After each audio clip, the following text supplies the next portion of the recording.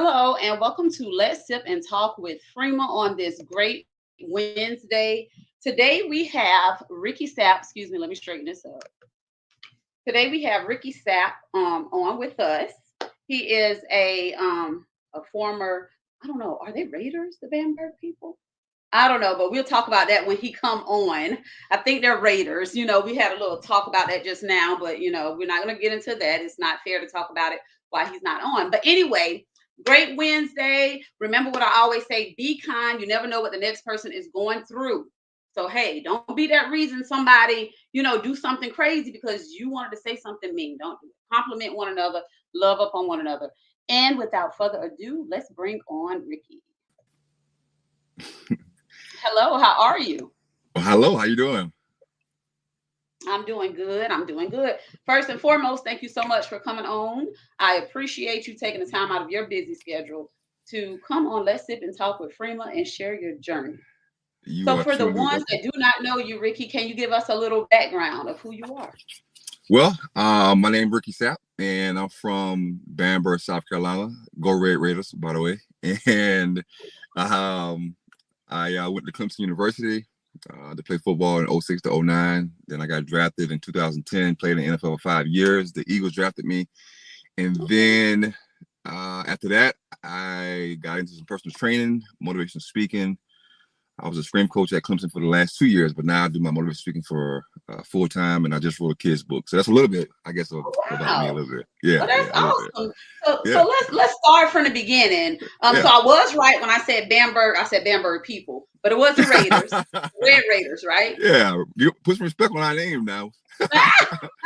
I'm gonna try, but like we mentioned earlier, I really feel like that it so is. We're gonna win this year. I'm gonna put it in the atmosphere. I'm gonna manifest that thing, and I'm gonna make sure I hit you up as soon as that happens. Well, listen, here's the thing. The name of your show is Sip and Talk, right? So I don't know what Let's you sip and sipping. talk with friends. I don't know what you sipping on. I got some nice Gatorade water. You must be sipping on something that's got you thinking some crazy talk.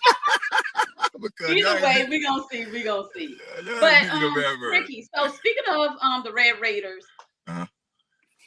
how did you do you know like, hey, I'm just as good. I'm gonna be drafted. Like, what was that whole experience leading up to you being signed with the Eagles? People told me, and when you have a gift, you don't see it. I remember my high school coach coming in, Ron Duncan, and telling me, he's like, man, you gonna be a top divisional athlete. And I'm just thinking, like, man, I'm just playing ball, man. That's cool. But Yeah. as a kid, I said that. I said, I want to play the NFL. I want to play college, play college ball. But I was a kid, and I had that dream. And when I got in high school, it started to kind of build. So I didn't know. I didn't know.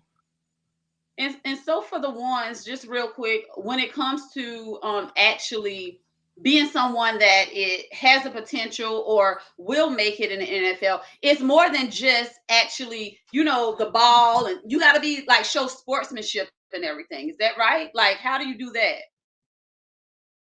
Uh-oh, I think we lost him.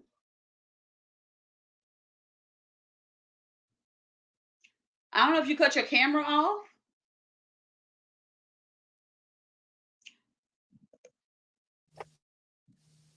Hey, Yeah, I'm Savannah. right here. Oh, I was getting ready to talk trash real quick because you're talking about sipping Gatorade, but where you went? You cut your camera off then. I can't hear you. You might have to go out and come back in. I can't hear you. Go out and come back. Like, let me see.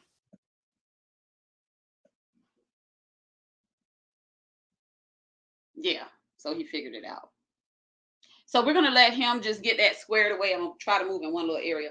We're gonna let him get that squared away and come back on. So we're speaking with Ricky Sapp.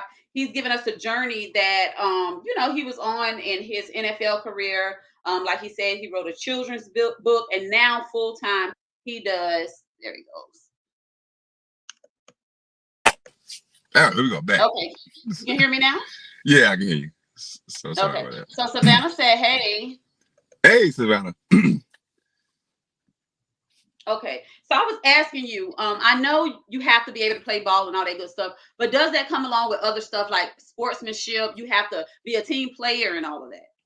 Well, the first thing is, of course, the hard work and dedication, and then, of course, being a great teammate, showing your teammates that they can depend on you. And the first thing I always tell people, and especially kids, is just believing in yourself. So all those things go into play with that. Yeah. So let's move on up to senior year. You got drafted right out of high school. I wish. No, I got drafted. So you went to Clemson. You did say you went to Clemson. I went. So how many years?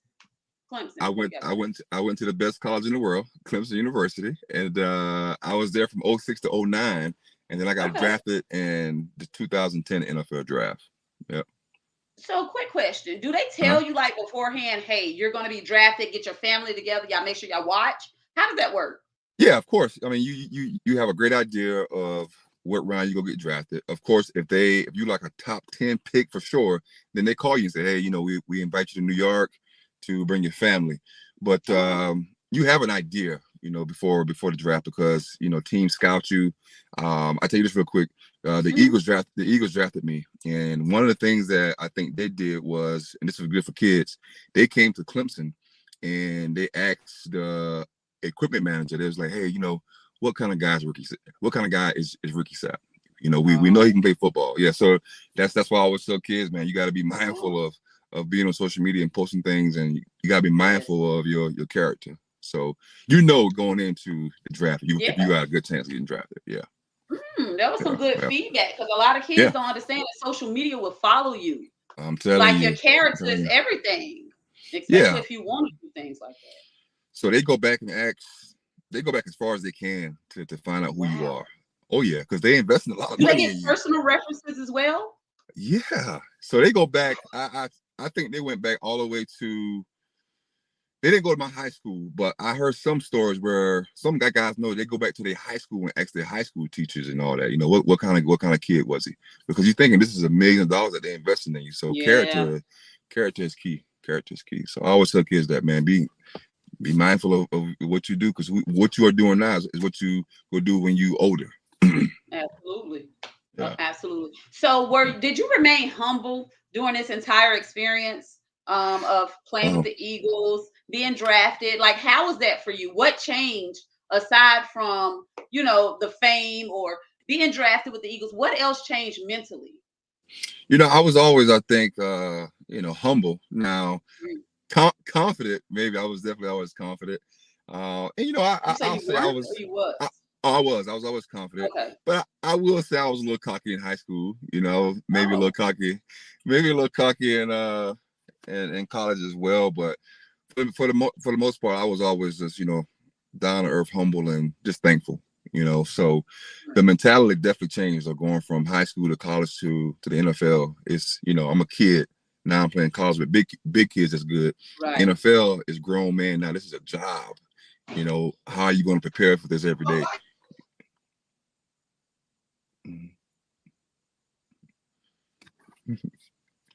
Sorry about that, sir. That was my rude best friend that intruded because she's scared of my dog. As long as she didn't fall and want to sue my insurance company, I'm fine. I'm with you on that one. Right. As long as that didn't happen. So give us some like you said, you're a motivational speaker. What would you tell the kids? Like, for example, my son, this is his senior year. What would you tell the kids that feel like, oh my God, I don't know? Or like, what motivational words do you give? Well, first I want to tell you this is my audience is kids. My audience is kids when I do motivation speaking with a focus on middle school and high school. My main message that I tell kids is that they have the power and authority to help change the world and make it a better place than what it already is. And then I give them 3 words to use with that. Be willing to lead, be fearless, and dream big. Now my message to your son, and he's in 8th grade. No, he'll be a senior. Oh man. The first thing come to my mind is that it's time. Whatever it is that he's trying to do and want to do, it's time to start doing it now. It's time to start being the person that he wants to be in the future. And then the first thing I always tell kids, what I said earlier, is you gotta believe, and he don't need you to believe in him. He needs himself to believe in himself, and then you gotta go do it. There's no time to wait. He's a senior, so it's about to go fast. So whatever he want to do, he needs to start doing it now. If that makes sense. Yeah. Got you. That's some good motivation to give back. How did you get into that? I know it's from your experiences and basically wanting to give back, having a big Mhm. heart. But what led you to actually go around and be a motivational speaker? I never wanted to do. I never wanted to do that. Only thing I want to do is play football. That's all I want to do. So that's a great question. The only thing I ever thought I was going to do was play football for a long time. Mm, I left the NFL in 2014 and had no idea what I was going to do. Long story mm, short, I got asked to come speak to a high school by the name of North Myrtle Beach High School, and leading up to that, I was listening to the motivational speakers, and I was like, man, it sounds good. So after I spoke there, that's when God was like, hey, you need to be a motivational speaker. And at first, I didn't want to do it. I was like, yeah. man, I took speech classes growing up. I hated public speaking at Clemson, so that's kind of how I got into it. And once I was like, all right, I'm gonna do this motivational speaking, I asked God, I was like, what do you want me to tell these kids? And once he gave me the message, I've been running ever since. I think Oh, six wow. years, 6 years now. Yeah, I've been running ever And I know since. that Yeah. feels good. Leaving those kids with confident words, inspiration. Yeah. Well, especially how it all played out for me with me going to North Myrtle Beach High School and speaking there, and then I eventually working there. But finding your purposes, man, that's special. So I'm thankful to know that my purpose, and I'm willing to do it. Yeah. Yeah, Yeah, it's tough to kind of find your purpose. So it is. It kudos to is. you for Yeah. being able to find yours, even though, like you said, you was a little bit like, I don't know about this, but now you love it. Now Yeah. you do it. That's great. Oh yeah. All about the kids. Yeah. All about the kids. So I Yeah. have a question. Hmm. When you became successful, was it hard, like with friends? Did you lose friends? Like, how was that? Oh, I lost. It's tough. Yeah, I definitely lost some friends. Even some tough times with family members as well. I mean, we all when you're on your journey, you can't take everybody with you. Yeah, absolutely. You go lose people, you go gain people. So it was hard. And I say this: one of the hardest things going on that journey was realizing that people you grew up with, man, that you had to leave behind. That's hard. That's Mm, really hard. So yeah, I love telling kids that as well. I mean, 5 of your closest friends is what you will become, and that includes family members. So yeah, I always encourage them. You are at a good age right now when you can start seeing who you're around and seeing how they are affecting you, and you can start leaving some people right. behind before you get on that journey. So yeah, Yeah. it was definitely hard. Oh, let's see.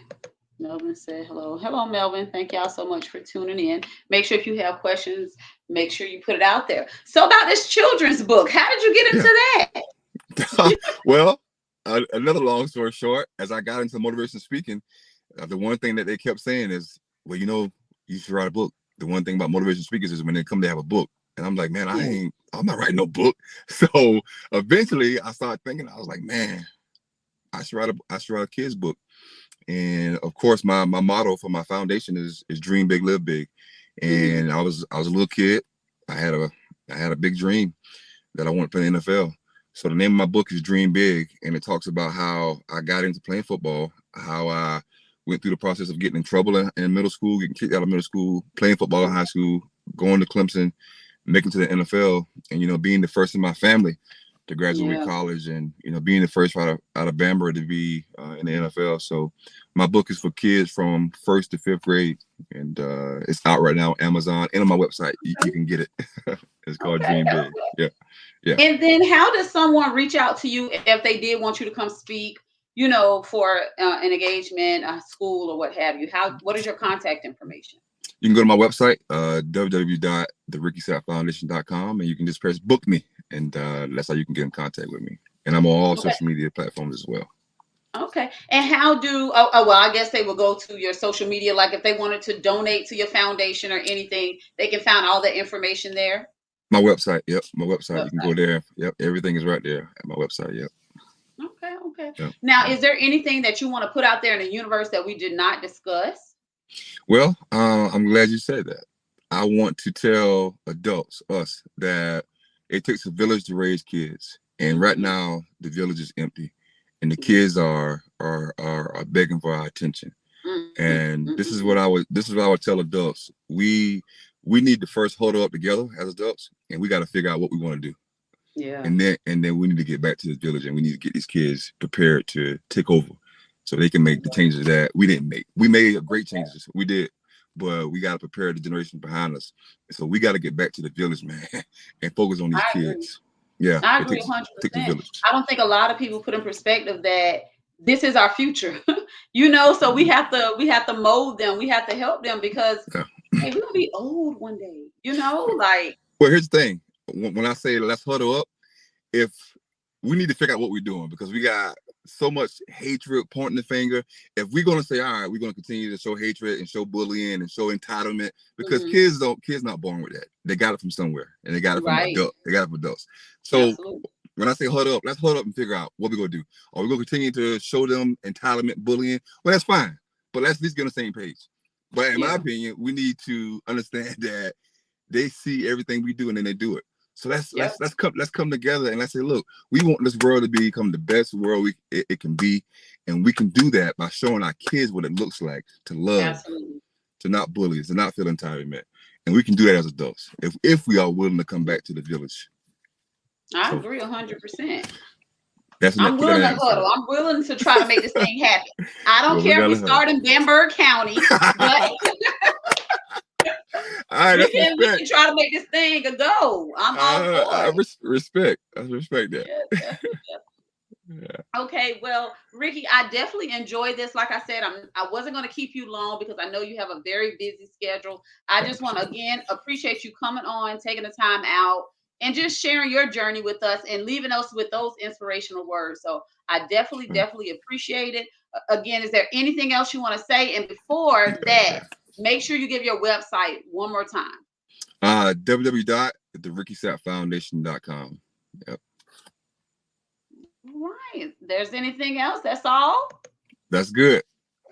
That's good. Well, again, I appreciate you. Thank you so much. And I'll be in touch so we can do this huddle and get this thing started, get this village started. Let's do it. I love it. All right. You have a good one. Thank you so much. All right. Yeah. All right.